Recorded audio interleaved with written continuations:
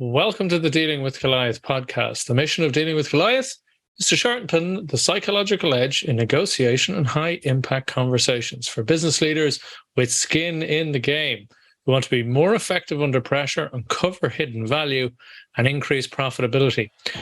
With expert guests across the business spectrum, we're trying to deliver gems of wisdom, delving into their methods, thinking, approach to business life, and to problem solving.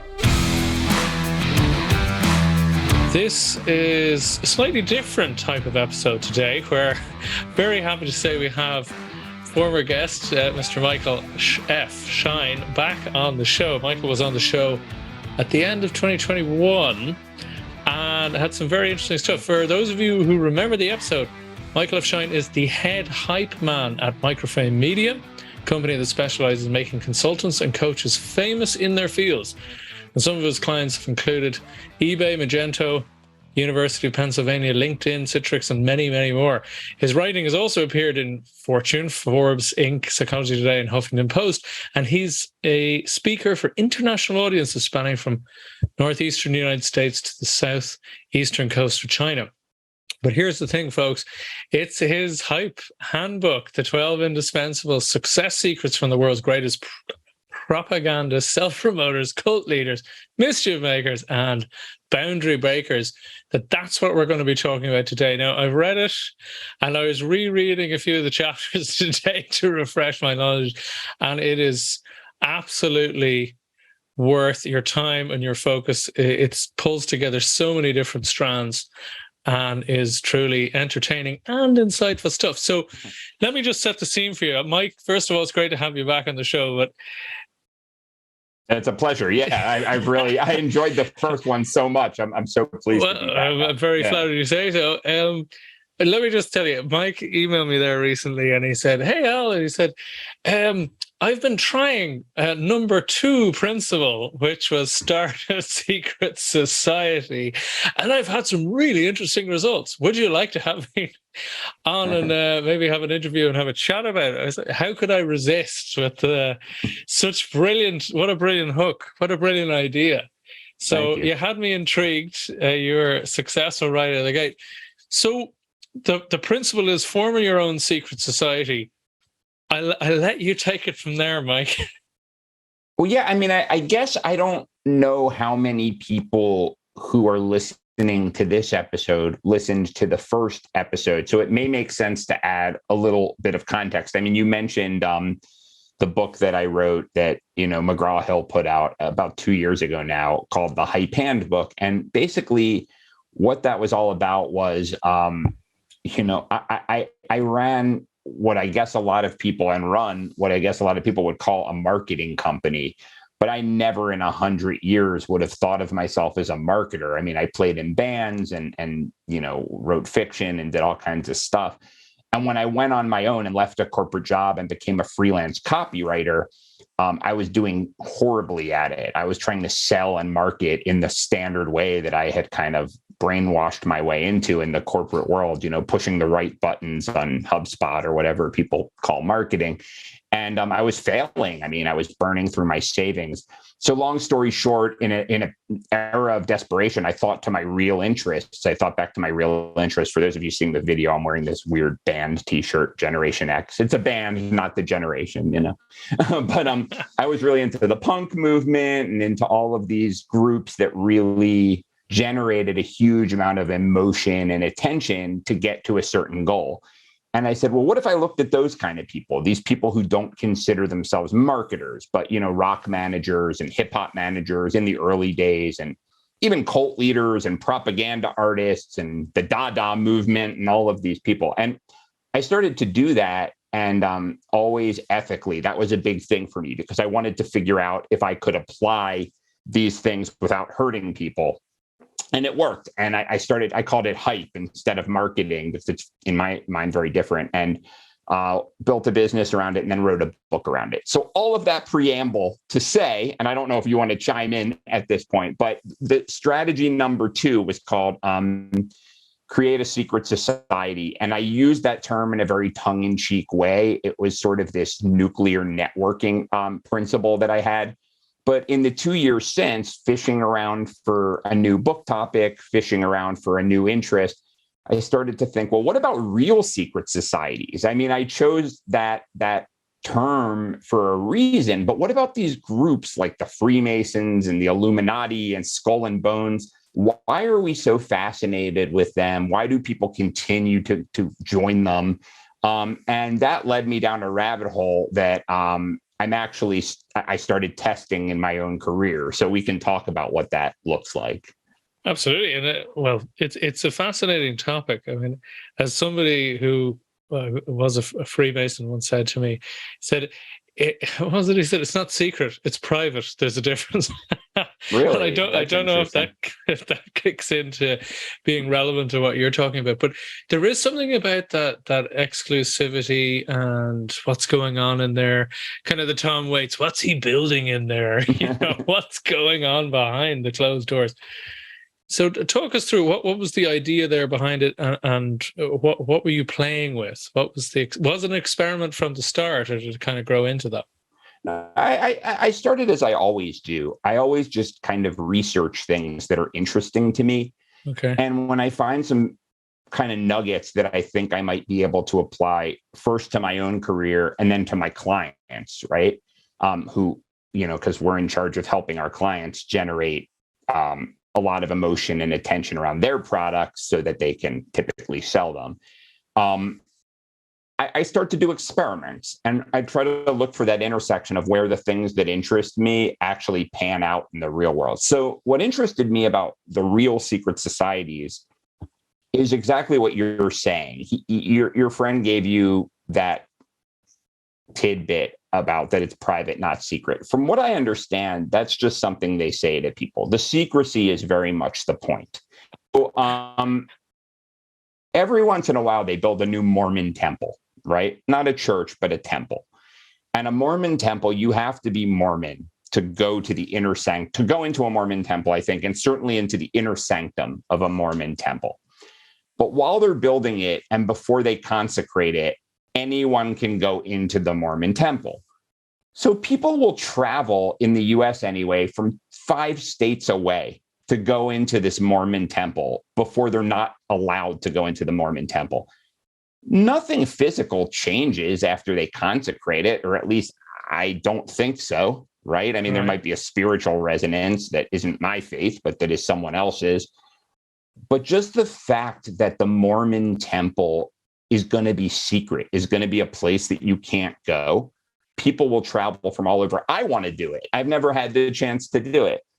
So I did a little bit of research on the Freemasons, and everyone thinks that no one knows what goes on inside except Freemasons. It's been revealed a ton of times. I mean, the Inquisition, went in and they tortured it out of people, and people weren't strong enough to resist. And it's all documented, right? And people have defected. And it turns out that the point of the secrecy is the secrecy. So you go in there and you do secret handshakes and you wear special outfits, and the floor is always a checkerboard, and they have this thing where they tear your sash and they blindfold you, and they say that, on pain of having your tongue ripped out and your chest slashed open, you can't reveal the secrets, all of this, language. And ultimately at the bottom of it, there's this like credo about do goodwill toward man, period. It's a drinking club. Pretty much. And a charity club, But what makes it so fascinating is that it has all of this secrecy. So the idea is that we think the secrecy is guarding something really special, but the secrecy itself is what's appealing. So as a result, over time, and this ebbs and flows, it's at a low point right now, Freemasonry and popularity, but at its height, everyone wanted to be involved and you had to pay a fee. So it was, if you think going to a mastermind group is a good networking opportunity, maybe, but it's a chore. No one really likes doing it. They do it to make money. People would spend all of their time in this thing, the founding fathers, all of these extremely prominent people, and business would get done. People would do anything for each other because they're bound by this secret society. So I started saying to myself, what if instead of creating another dinner series and all of these things have been valuable in my career, but networking dinners or a mastermind or a networking group, what if I embraced some of the pageantry of the real secret society? Sort of, you know how there used to be in the Victorian era gentlemen's clubs that a lot of people were part of? Sure. And that would be very old fashioned now. I feel like the Soho House was an update of the Victorian gentlemen's club. It doesn't look like a gentlemen's club. That would be musty. There's not a boar head on the wall or whatever else. But it's the same concept. It's elite. It's the upper echelons of society, but it's got techno music playing in the background. You know what I mean? So I have a email list. I do this thing called the Hype Book Club that people tend to like. And there's all kinds of people on it. There's thousands of people. So people like you and me, whatever, just everyone. But I noticed over the years, once in a great while, I would see a name that I very much recognized on the list, you know? So Right. I said to who would follow my stuff. So I said to myself, what if I reached out to those people and I said, you've been invited to the ludic circle. That's what we're calling it. Put a little Latin in there. It makes it, kind of exciting. The ludic circle. And we have special events and special rituals and special meetings that only they know about, and access to special things that only they know about. And so I did it as an experiment. I used all the pageantry. I did all of that. And I'm being very serious about it. I'm not telling anyone who's not in it, who's in it, what goes on there. But as a result, people have joined, and it's really been useful. I mean, people have been helping each other and me, and it happened very, very quickly. So now we've started to work with our clients to help them when it's relevant to create their own secret societies, to drive their own business results. Because the thing I found is that people always make it seem, the best hype artists make it seem like their success is totally grassroots, but they always have people pulling strings underneath the surface. Right. That is fascinating stuff.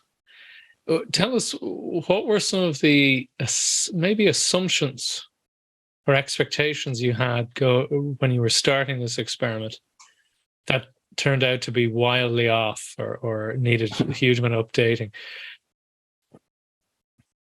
I don't know that there were. I mean, I always start things small, Right. So like I never ever like the thing that I wouldn't do, which some people do, and I just don't have the guts, is to be so confident in an idea that I would, rent a hall, get the special symbols up on the wall, Right. Print out the stuff and send it to everybody, and then no one is interested. So I started with a few emails, kind of like, hey, if we did this thing, would you think it would be cool? Here are some other people who are involved. Here's the kind of stuff it would do. And it was the opposite. I try a lot of things that don't work. That, again, these hype strategies that I rely on, they're just mass psychology principles that work on average, but the actual specific things you do within them can fail as easily as they can succeed. It gives you a better chance, but the specifics it depends on a lot of things. So I didn't know what would work. What I was surprised about was how much people liked it. How interested people were in becoming part of it. So, but was that because you did it particularly well, or do you feel there was, a gap in the market that people were hungry for, or a bit of both? I think that it was a combination of the tactical stuff that everybody wants, the networking opportunities, blah, blah, blah, but they get that stuff all day long. I think it was the sense of fun and pageantry and, theatricality. So like, I mean, if your listeners are thinking of doing something like this, what a lot of people do is they know they have to network. They're good at it. So they go out, they meet people, especially before the pandemic. People did a lot of cocktail events and conferences. Now, who knows how people are networking, but it's going back to the old way, and they meet and they do favors and introductions. And once in a while, they'll do a lunch or dinner and invite a bunch of people. All that stuff's great. I mean, I've used a lot of it. It's very effective, but it's work, right? I mean, it's something that you have to do to generate leads, as they say. I think what made it's maybe my background, like I said, our band was very theatrical. We were into David Bowie and like Devo and stuff like that. I wrote fiction. I mean, I have a sense of the kind of grandiose, and I just figured like, let's do a modern secret society. Let's be a little goofy. The Shriners, or the Sacred Order of the Buffalo, but a modern version of that, right? And I think people found it charming and interesting and intriguing, the way they might find going into a Mormon temple before it's consecrated intriguing. Mm-hmm. But I don't think I'm alone in being able to do that. I think it's a change in orientation. I think in business, we're often really afraid to be playful. We this is serious business. I mean, it's, Absolutely. I'm not going to create some goofy, club. I mean, this is for lead generation and networking, and it's going to be called the Sheet Metal Producers Networking Association of America, This is something we talked about the last time. There was a big amount of the irreverence, but a playful creativity. Yeah. With a lot of your work. And I would imagine that would go down very well with, the tone has to be right. Like, I know, as you said, you did it as if it is, and it was quite serious, but there must have been a playful element in there as well. I mean, think about this, right? So even the Freemasons, I mean, these are grown men, and they were men, who were captains of industry, all of this thing, and they would get in a room once a week or once a month and wear medieval masonry outfits and aprons, even though none of these people were actually Masons, and blindfold themselves and threaten to tear their tongues out and slash their throats. I mean, like these absurd thing. These were bankers and lawyers and, whatever, barristers, whatever. And then if you get even crazier with it, the Shriners, that was an offshoot from, do you know the Shriners? I don't know the Shriners. So they have hospitals, I don't know about in Europe, but all across America to this day. And they've done a lot of good in the world. But what they're famous for is, it's probably a little racist actually now. I mean, in the modern mores of the time, but they would wear fezzes. They were the mystical Shriners of the Orient or something like that. And they're usually like old white men. And they wear these like little things and drive these little cars around, right? And it's just this wacky thing. Or like, even remember the Flintstones? They used to have like the buffalo thing. That wasn't too far off. I mean, right after World War II, before the hippies kind of changed everything and the counterculture, a massive percentage of the male population was a member of one of these groups, the Elks. The Elks, that was one of the Elks, but they wore elk hats. Like these were grown, and this was the button-down gray flannel suit era. And every weekend, these men would get together and wear fuzzy animal hats. Again, it's just an excuse to hang out with your friends and drink some beers or whatever it was they're doing. It is, but think about it. Like, they're drinking with that in, like in other words, anyway, you can just go drink. Like, why not drink? But it makes you part of a thing, right? Exactly. It's like you're part of a tribe now. It's the same reason that people go to, I'm thinking of American football, but I'm sure it's the same for football.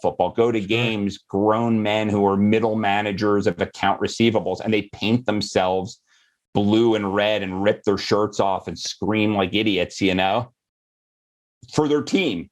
Not one member of which they've ever met in real life. Of course. That tribal thing. But the theatricality stuff, people want the irreverence, even if they want an outlet. And the more straight-laced they are, the more of an outlet they need. Absolutely. Well, that's a very good, very, very true observation there. Yeah. It's like when you go to, if you've been to Tokyo, I'm not sure, I think we talked about this. I've been to Osaka, weirdly. I have not been to Tokyo. I want to very much. Japan is very much, everyone has to do things certain ways. And then on a Sunday in the parks, you have all of these mad cosplaying people, and they really go for it. They're in all sorts of amazing. You have sort of the Elvis impersonator gang, and then you have these people dressed as robots, and then all these manga characters that I've never even seen, but you can tell they're manga characters, and everything in between. And they're just letting off steam because, as you said, it's a sort of an acceptable out. outlay for, as you said, for that need to express, need to create, to be playful, and you can do it in the safety of your tribe. Yeah.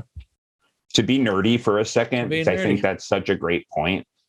I mean, the ancient Greeks understood this just like they understood everything so well, right? Like they were really into logic and rationality. That was what the Athenians anyway, that was what their culture was about. But they had this god, Dionysus or Bacchus, right? Who is the god of wine. And basically every year there was this ceremony where everyone would go into a drunken bacchanalia. I mean, that's what they would call it. So that, slaves would get to be the lords and the lords would have to serve the slaves and people would do sexual things. And that's not what I'm, what I'm, saying, but people would just do the opposite of everything that they always did. And there are remnants of this. If you go to Brazil or Spain, they have the Carnival or the San Fermin Festival. It's the same thing. You're about to embark on Lent, Mardi Gras, right? So unfortunately, I mean, I think we've kind of, I mean, this gets really heavy, but I think our society's gone out of balance. We're either just kind of thoughtlessly debauching ourselves, or we're working 12 hours a week. There's no sort of reason behind it. There's no structure behind it. And I think having structures and organizations, I'm not talking about a bacchanalia. Please don't take that away from what I'm saying here. That is not what I'm encouraging at all. But what I'm saying is having a structure that allows for the healthy expression of your other side and doing it in a spirit of true camaraderie. Yeah, it's almost like the stuff you get out of it is gravy. Like people will pretend it's for the networking, but it's really for the other stuff. Right. And the networking is a nice side effect. Is it because you're all in it together? So there's that bond. Yeah, it's kind of like, have you ever met, I wasn't in one, but there are these fraternities in American schools, right? And you'll meet like a 65-year-old person who's a CEO or whatever. And because someone that they've never met before is a Delta Upsilon. That was the Greek letters. Yeah. They'll do a favor. They'll hook that person up, and it's just like, and they do all that tribal stuff. They haze you when you come in. I mean, and there are problems with that, but it's the same, the Greek letters, the whole thing. And it's a weirdly strange bond. It's like beyond networking, it goes beyond because you're part of the same arbitrary team for whatever reason. So did you have any form of initiation or hazing? I wasn't in a fraternity. No, Oddly, I mean in your new No. I don't want to get sued or arrested. No, but no even virtual hoops for people to jump through. No, just to but we should do that. That's a good point. Actually, I'm just developing. The thing will evolve as it goes. That's a good point. We need to do that. Yeah. A little bit of a gateway challenges or something. I like that idea. Yeah. So you touched on quite a few points in that chapter about piggybacking on those who have what you want and forming these groups. But also one of the things which is quite refreshing about that chapter in your book isn't about this kind of relentless hustle, which, if people are reading it for the first time, they might be thinking that's where you're going or thinking it's quite Machiavellian, whereas it's actually the opposite. Like you mentioned Andy Warhol with the idea that people, thought he was, full of self-promotion, which he was, but he was actually forming relationships as well, which are often overlooked. That's what people miss, it's, I don't know if you've seen this and this is not to bash anybody because I've been guilty of this as well. It's so that we can improve. But have you ever met the person who is just like a networking, hustling machine? And it's almost like on autopilot. So like someone introduces you in this sort of form introduction email, and you don't even know why you're really meeting them. It's because it's networking. And so then you talk to this random person, and it's almost a chore because the person hasn't really thought about why you should meet them, right? Right. So you get on the line, and especially some people will jam 19 of those at you, and and so you get on the line, and then the person says something like, "How can I help you? What can I do? How can I serve you?" Right? Yeah. And it's like, you don't know me, so you want to serve me. That's a very nice word, but why do I deserve your serving? We met 5 minutes ago. You know what I mean? It can be a bit creepy as well. You're like, you're whoa, trying to do you're doing business development, and I understand that, and that's fine, but there's no bond there. Whereas if you put yourself in an environment where, look, we all have our regular friends, and our regular friends can help us, but sometimes our regular friends are not in the same industry. Sometimes our regular friends are not successful in the conventional sense, and we should just be their friends, right? But there is a professional element to this, So what you want to do is put yourself in environments where you're with people who have complementary or common interests to you and who have some success, whatever that means, whether it's the business success, artistic success, whatever it is. And then what you want to do once you've put those things in place is you want to create an environment where those people just become your friends. And the goal isn't to create some weird artificial structured thing. It's to form deep relationships with these people so that when the time comes, you'll have their back and they'll have yours, not transactionally, but because you're friends. And you see that a lot in the arts, like in scenes, you know what I mean? Like you'll see it like Andy Warhol, and in a lot of music scenes, people will, Chrissy Hind was friends with Lemmy, and Lemmy was friends with the producer of this, and they hung out in the bars together. So when she had to do her first demos, he just gave her a call. There was why wouldn't she give him a call? They had beers together every weekend. Exactly. And that's the mindset you really have to be in. Think of it as a scene. It's a secret society, but what you're doing is you're creating a scene. This is something a friend of mine put me on to, the Pistols, Danny Boyle's Sex Pistols show. I watched it, yeah. Disney or whatever. Yeah. Really enjoyable, lovely tone to it. Yeah. Very witty, very warm, brilliant stuff. But one of the things that's fascinating is, as you point out in your book, that Chrissy Hine was like, okay, she was new to London. How do you break into a whole new scene? And she goes, well, it's based on passions. It was based on interests, and Correct. That's where she went. Yeah. Malcolm McLaren, Vivienne Westwood's fashion shop, right? And that's where all these people were hanging out. So look for hubs. You look for those hubs, the connection hubs. Exactly. And you can't fake the interest. You know what I mean? I mean, if. But that's the good. That's the good thing for people to get their head around, is that just connect on things you're actually interested in. You don't have to fake it, Yeah, and people aren't that stupid. You know what I mean? Like there's this weird concept in this networking world that if you do favors and introductions, the universe will return it. So they say to you, don't be transactional and expect things in returns. Just do favors and the universe.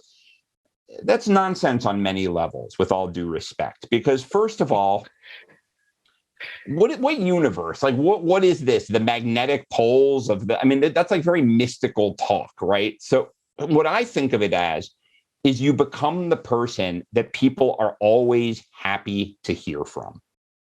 So if you become somebody, explain us a bit more about that. Yeah, explain it with the difference, maybe. Yeah, because I think when people think of, if we put stuff out into the universe, we're just going to get it back. It's just another way of being transactional. What you're basically saying is, I'm trusting in this mystical force, but ultimately, at the end of the day, what I want is leads. And if it doesn't come from you, but I don't get it from someone else, then this was a failure. And I hear it all the time. I'll hear all these people say, I've been doing all these introductions and favors, and I haven't gotten anything out of it, and I'm giving too much. And I'm like, well,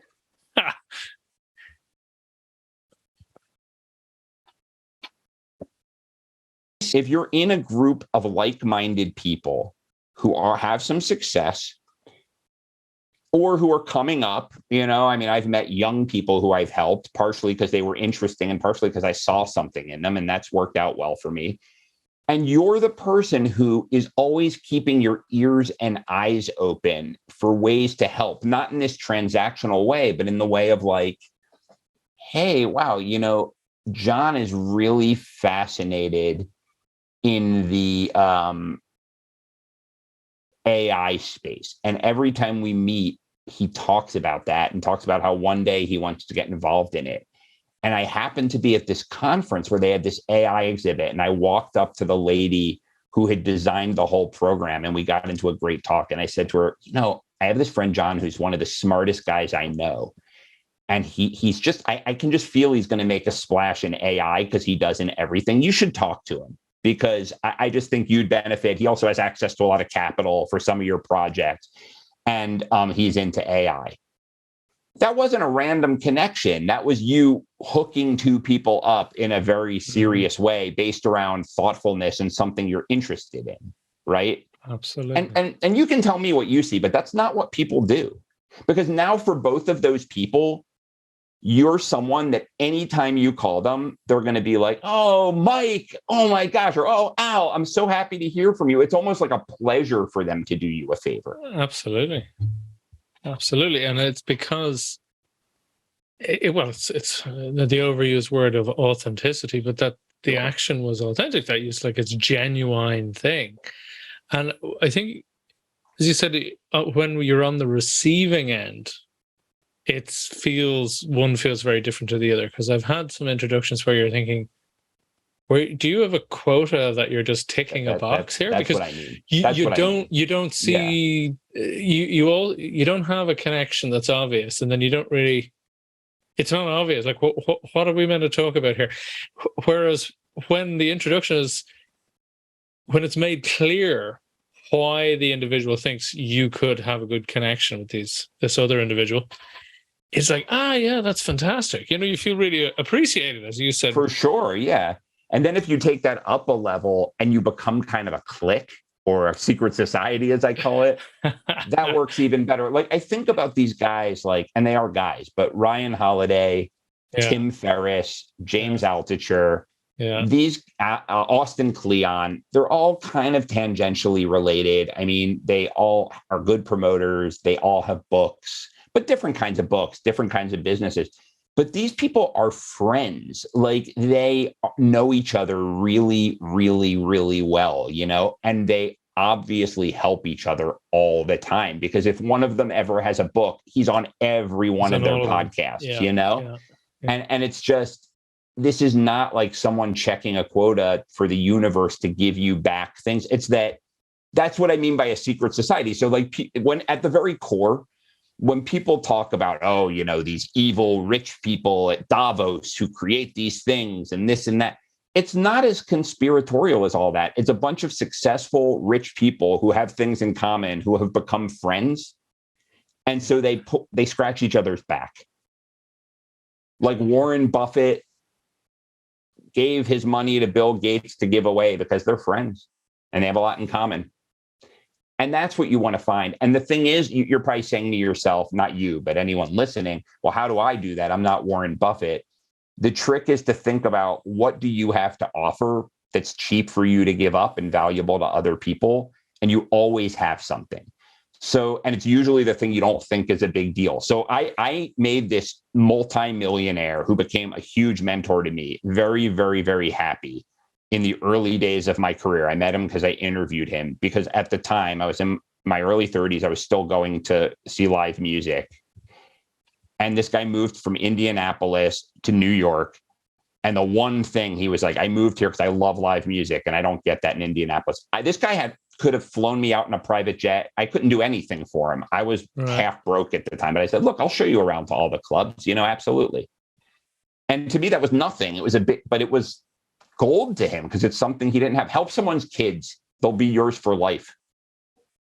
Yeah, I've heard quite a few stories actually where the amount of high-end deals were done because one guy said, oh, what's the problem or something. And the guy just offshoots sort of said, oh yeah, my kid's struggling with this, he has a chemistry exam. So, yeah, I'll have a chat with him for half an hour. I'll sort him out on Zoom or whatever. And he goes, "Oh, we aced his test. Thank you so much." It's like, oh yeah, look. People love their kids. Yeah, I mean, yeah. Because it's also that thing where when people have everything, as you said, it's the thing that is harder to buy. That's it. Or people don't even think you can buy it. They don't think to buy something. And the great example is like this just friendly tour of great, gig locations and bars and venues. And I think it's getting in that mindset of not discounting the stuff you have to offer. A lot of times when it's the note, like helping someone on a chemistry test because you were a chemistry major, that's a perfect example. Sorry, I didn't point that out. That's exactly the point. He was a degree in chemistry. See, I didn't even know that, but I sorry, but you intuited. But he was probably he might have just he could have been not even in chemistry anymore. But it's like 30 minutes, so easy to do, no big deal, Yeah, I mean, there was another story of a guy who just like the other person across the table was meant to bring his mother-in-law to the airport, but then he had this conflicting meeting, and the guy said, "Well, I'm actually going to the airport. Where is it?" He's like, "Yeah, I'll bring her to the airport, no problem." I was like, "Thank you so much." It's that kind of thing. It's like a gesture that's unnecessary but so appreciated. I had an experience like that totally by accident. So I was at a conference, and there was this young guy there, quite a bit younger than me. And he was obviously early on in his career. And we talked a lot. And he was a very quirky guy, but cool. And I was driving from Rhode Island to Beacon, New York, which is a long drive. And he lived in the city.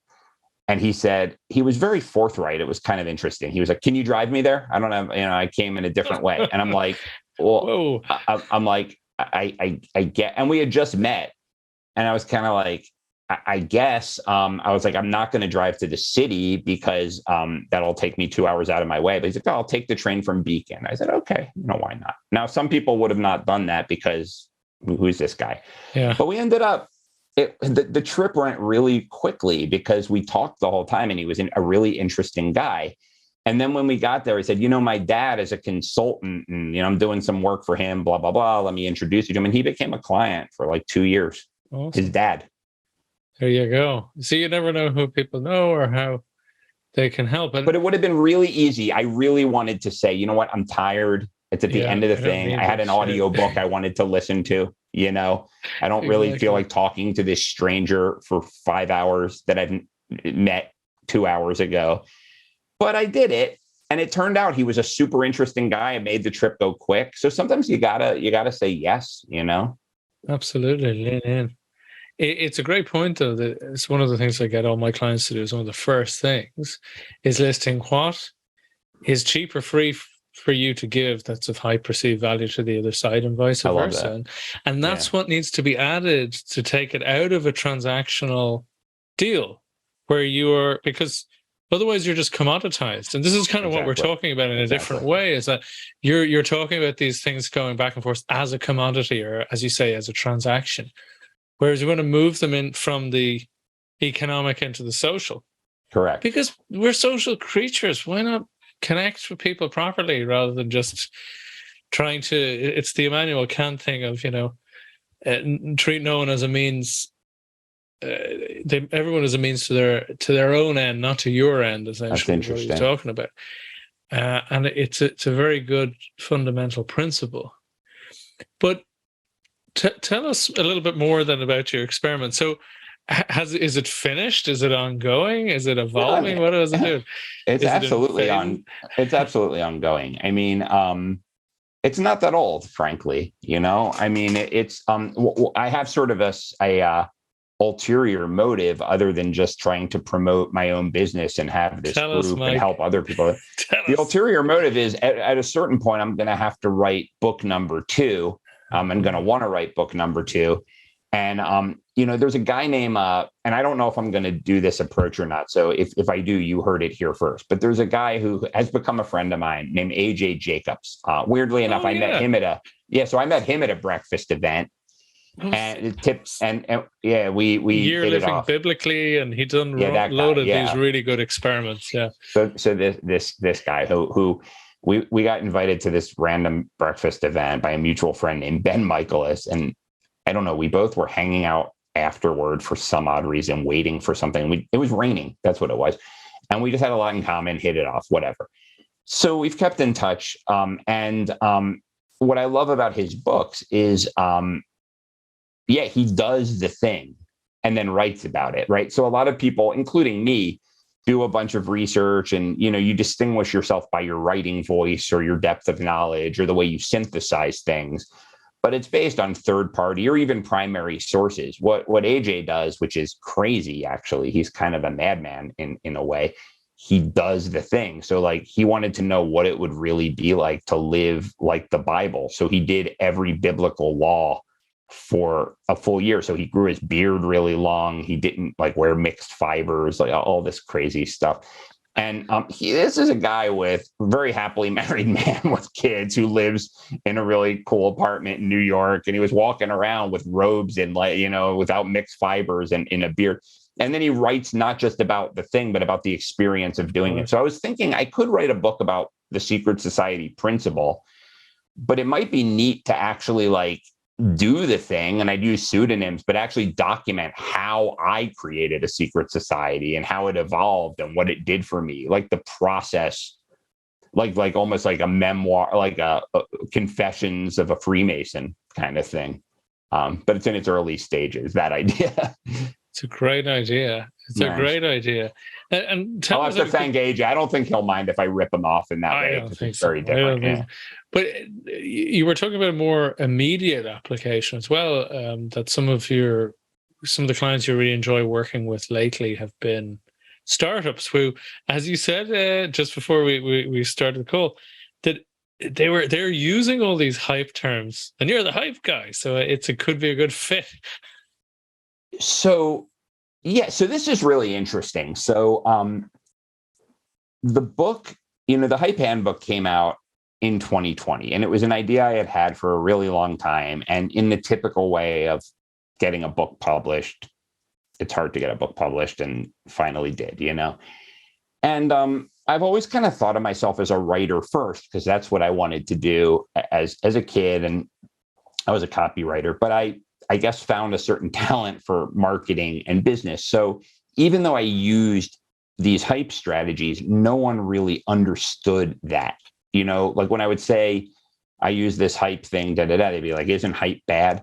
So I would frame what I did as a marketing agency. I mean, I had a pretty traditional agency model. We did the marketing for you and used the hype strategies to execute and whatever. And that was good. I mean, I made a nice living. It was a nice business, But when the book, and I say was because we've really changed as a result of the book. And I should say there was one problem with the agency model, and everybody experiences this. And it's that this whole idea of overpromise or underpromise, overdeliver is another myth that I think is nonsense, because humans are very adaptable. So we would get into this thing where we would do all this great work at our own expense. We had overhead and we would execute these campaigns for clients, and they would be happy for about 3 weeks, and then that would become the new norm. So then it was, what else are you doing for me? And so then if we overpromised by answering all their calls and running like chickens without a head, that was no longer an extra little flavoring we threw on top. That was the new thing. So we had to have a lot of conversations about scope and this and that. And it's the typical agency thing. And that's not on our clients. That's on the agency model. And that's on done for you models. That's human nature. So when the book came out, it's fortunately gotten, some good attention, and it made the idea of hype as a potentially positive thing in certain quarters. It's made it understood and popular. And so what I realized was I could now go out and help people hype themselves up in a way that would really bake it into their DNA. So what we started to do was there's 12 hype strategies, and we go through with our clients strategy by strategy by strategy. So we start with, let's say we're on strategy 2, create a secret society. Using exercises and tools that we devised, we educate them about it. We come up with the idea for an experiment and structure it for them and give them tools that we have to run the experiment, but they have to put one foot in front of the other to go out into the world and do it. We assess the results together and iterate until it's running wonderfully. And then we show them ways to blow it up. And what's been really amazing is they're getting better results. I mean, we were a good marketing agency, but just by having skin in the game, just by not being able to say, here's, I hired my marketing agency, magic wand, they'll do it for me.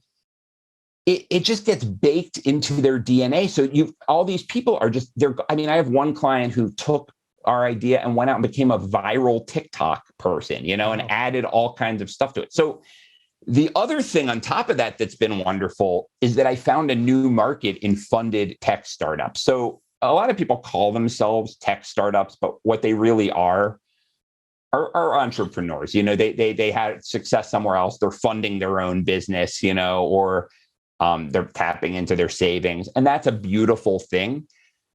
But a lot of those businesses aren't going to succeed. Some will, right? What I'm talking about is these companies that have such a strong business plan and such a strong product that they raise millions of dollars right off the bat and build a team and build a structure. And what I didn't understand, because I got the word hype from hip hop, is that in the startup world, everyone is talking about hype. The conversation now is, if you have a good product, you might have a $5 million valuation. If you have nothing but hype, you're Elizabeth Holmes. But if you have hype and a good product, it's a unicorn, $100 million, $500 million valuation. And there's even a hype metric. Everyone's talking about hype. And what these tech startups are doing and the VCs, they're going out and they don't know how to crack the hype code. So they're doing things like hiring branding companies, and they come out with a branding book. And not to disparage that. You need a good logo, you need good colors, you need that. But that doesn't teach you the mass psychology to hype things up. So what we've started to do is we have these limited engagements with funded tech startups where we take them through the process, do experiments until we know that it's working, and come up with a formula specifically designed for them based on the experimentation and the hype strategies that hypes them up. And then we document it and help them spread it through their organization. And people are killing it. I mean, we have this one client pop-up that we did that with them. We did that process. We documented all the stuff. They just did a conference based on our ideas, actually, that proceeds to Ukraine, that blew their brand, out of the water, got them this massive visibility. So it's been fun. I mean, it's really, I kind of feel like I was designed to do this thing at this point. Awesome stuff. And it makes perfect sense that, as you said, when you give people the tools and a bit of training or coaching, whatever you want to call it, they're going to be pretty innovative. You've also happened to be with a pretty innovative group, a pretty innovative sector in the first place, who are willing to take risks, who are willing to put themselves out there and put a lot of things on the line. So it sounds like a great fit. But I'd imagine, as you said, when it's baked into them and nearly a part of their culture, from what that's the idea. You're saying, that's 100% the idea. It's going in all sorts of directions, internally and externally. So that's fantastic.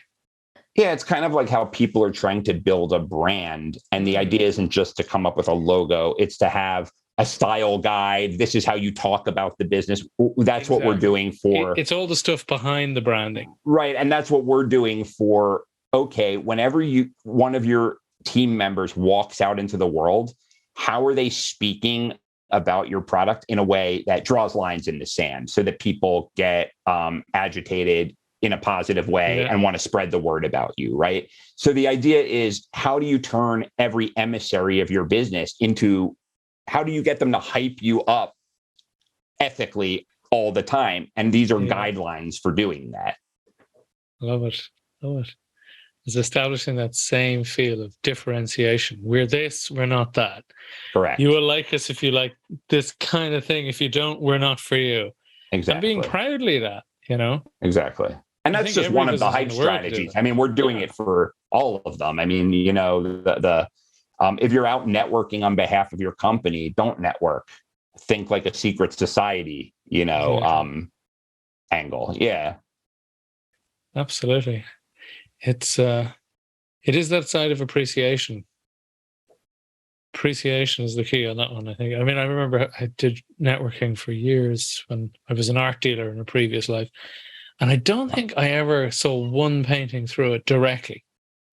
But I made phenomenal friends who then, through other means, I got a load of different work, even like years and years later. You know, like I interned with doing film production, online video production, this kind of stuff. I was all from those people. And it was because instead of just doing the networking thing, I remember because I was getting, was it bored or annoyed? I can't remember. But I try and remember what the person said. And then instead of, we went to swap when the bell goes or some horrific crap, I'd actually for a game, I'd say, okay, pay attention. See, is this accurate, right? And I'd explain to the next person what this person had just told me. And I'd see if I could do it better than they did. And half the time they go, that was better than what I said. Could I write that down quick? Yeah, that's amazing. Yeah, you help them refine their ideas, which is kind of like that idea you gave. You probably do that very naturally, and you gave them something that was easy for you to do that they struggle with. Well, this was the thing. I was trying to think what's interesting about this to me, and maybe how would I throw it at another person, like, oh, such and such does this, and I think it's really cool the way to do this, and it sounds like it's an interesting way of doing that. And they go, oh, that's great. Jesus, I didn't think of that. Quick, write that down. I love that. That's very cool. But I was having fun. Yeah. People forget the fun element, right? I mean, people like draw this line in the sand, like we're at work now. Must but be serious. Yeah, I don't know. I mean, is that the person you want to be around? Exactly. I'm not saying be a clown. I mean, it's everything in life is about balance and about nuance, but yeah. Yeah, I mean, what is it? Paul Newman, always take your work seriously, never take yourself seriously. And it's kind of the meeting point of those two. Yeah. You want to turn up ready and knowing your stuff and all that, but life's too short, and it's just, I mean, I don't think, sometimes this is what I find. We could talk all day about this and in general, but sometimes people read the fun thing wrong. They do like fake fun. So like, I remember I worked at this company once that was the most soulless place in the world. I mean, everything was gray. It was a terrible industry. And then one time Friday type place. No, yeah. So it was like that. But we went on this retreat and the chief operating officer was like, I got a surprise for you guys. This is great. And we had to go downstairs and like do that, like the run through cones and do like trust falls. They brought in this like third party thing where we had to like solve these puzzles as groups and walk through. And I'm like, I kind of want to poison myself right now because I'm supposed to pretend that this is more enjoyable than the semi-unenjoyable thing we were doing, drinking with people that I don't really know that well, but at least it was like drinking. And this is like, I have to, because there are like magic markers and cones involved, it's capital F fun, and I have to smile. I'm not talking about that. I'm not talking about forced fun. You know what I mean? Yeah. We're in agreement here, Mike. We're in agreement. We're on the same page. It's a subtle difference, and we could talk for hours about the difference, but there is a difference. Yeah. There is a difference. Well, brilliant stuff, Mike. I'd love to hear how things develop. Well, thanks, Al. With both the book, with the new startup sector, and indeed with your secret society development, particularly if you write a handbook, the handbook to creating your own secret society. I mean, I've thought, we got to see, but like, I think, all that stuff would be really useful. I mean, that's, I want to see where this new project takes me. That's how I started the Hype stuff. I just did little experiments and saw where it took me. Mm-hmm. I think there's a few more very, very interesting, hopefully hilarious experiments to come as well. Yeah. As you said, in the gentle parallel of maybe AJ Jacobs to some degree. Yeah, exactly. Maybe how to start your own cult, or is that too dark, too far? It's funny that you say that, because I would use these dark examples in the book, and my editor, who is an amazing editor, and I say that with tongue completely removed from cheek, amazing editor in every way, had me take one or two of those stories out. And at the time I was like, but they're so good. And I realized it would have been a terrible idea. I mean, there was one about how one of the early Nazis learned Sieg Heil from Harvard football chants. And I just thought that was so fascinating. Yeah, I could tell you that story. And it was a great story, which was like, yeah, you can't really have Nazis inspiring people, you know, in a business book. I was like, yeah, you have a point. Yeah, maybe, yeah, step too far. But it was a cool, the guy, one of the earliest members of the Nazi party who knew Hitler very well when he was an exchange student at Harvard in the 1920s.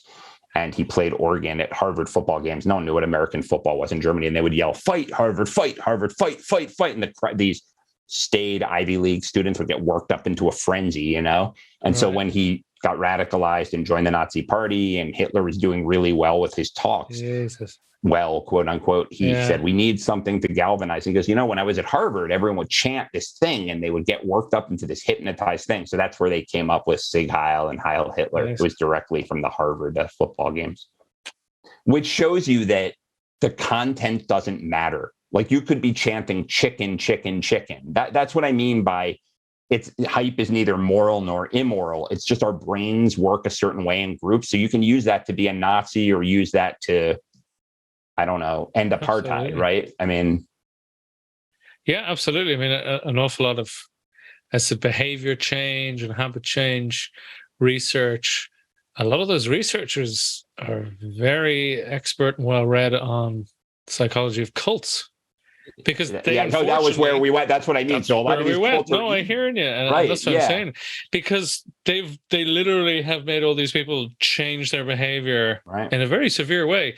Right. So it's like, how could you do that with a bit more free will and to really good behaviors? You know? And that was kind of the starting point.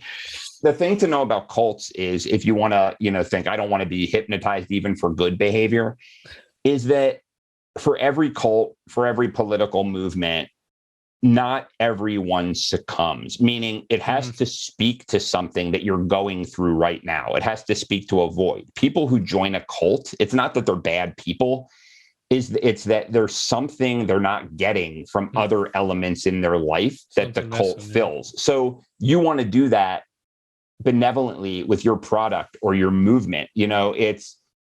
Is there a way you can make people's lives better where there's a void in their lives and it's not, giving all your money to a cabbage head? It's exactly.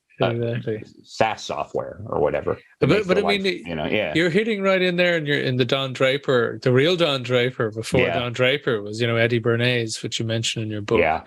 And the amount of damage that guy did. He was a terrible person. I mean, he was a bad person. Yeah. Fascinating story. A terrible for people who don't know him, he was Freud's nephew? Yeah.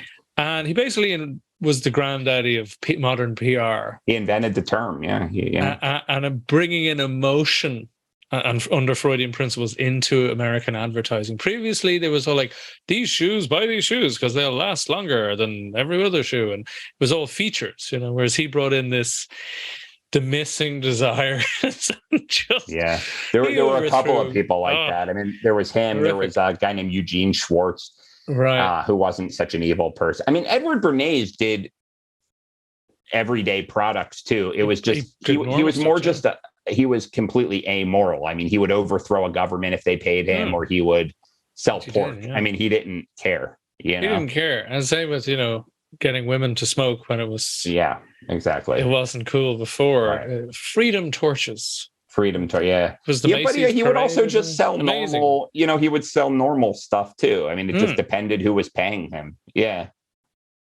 Yeah. I remember one cake mix company. Oh, that's a great story. That was right. Yeah. Just add an egg. Yeah. How Freudian is that? They wanted one bit of input, and then I could say they baked. I guess where they figured out there is that so they came out with bake mix, and really all you had to do was add water, and women weren't buying it. And what they realized was, even though they thought what they wanted was convenience, 50s women, housewives, got their self-worth out of cooking for their families, because what else did they have? I mean, they were working at these World War II jobs, and they were supposed to put their entire identity. So if now the thing they were doing, nourishing their family, was just add water, they didn't have any meaning. So they gave them meaning by making it feel more like cooking. They had them put an egg in it, right? So it's just funny that these geniuses really dig into like, what are the kind of hidden motivators or voids or emotions that people aren't even admitting to themselves? And that's tough to do. And it can be really sinister, but it can also, I think sometimes the good guys don't feel that they should do that the facts should speak for themselves. And as a result, they lose. And I don't want to get into the specifics of the politics, but there's one side right now in the United States that's really, really good at that, and one side that's really bad at it. And it causes an uneven playing field. Big time. Big time. So on that note, we better say farewell for now. If people listen to this podcast would like to learn more about you, where can they do that? Well, so I guess there's really two ways depending on what you want to learn. So if you know, all my secrets are given away in the book we were talking about. So if you go to Amazon or any online place and type in the Hype Handbook, check it out, you know, and read it. And I think you'll learn a lot. You might be able to do a lot of this stuff on your own. And if after reading that you want to reach me, you know, the name of the company's in the book. And if you want to, you know, reach me before that, my company is called Microfame Media. So that's MICROFAME.media.com. And you could either drop me a line or call me to talk about doing business, or you could drop me a line and call me. And I'm always happy to talk to interesting people and just trade ideas. Brilliant stuff. Alrighty. Thanks again, Mike. Thanks, Al.